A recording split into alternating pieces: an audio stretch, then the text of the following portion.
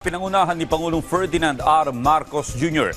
ang pagsira sa higit 3 bilyong pisong halaga ng mga nasabat na smuggled na vapes at mga accessory nito sa South Harbor, Maynila. Ayon kay Pangulong Marcos Jr., hindi lisensyado ang mga produkto at wala ring health warning. Ang nakakapangamba pa rin yan ay ang mga pakete ng vapes na nakakaakit sa mga kabataan.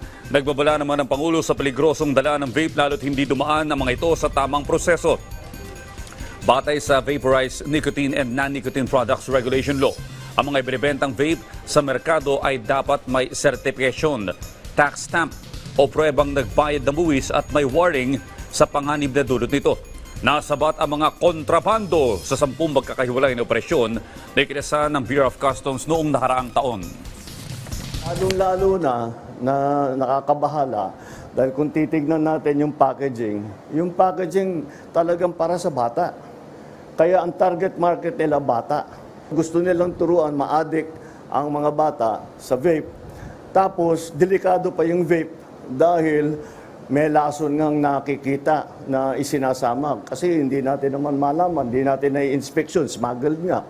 Hindi natin ma-inspection, hindi natin alam kung saan galing. We do not know about the manufacturing process that they go through before they come here. So hindi natin malaman kung ito ba'y safe o hindi.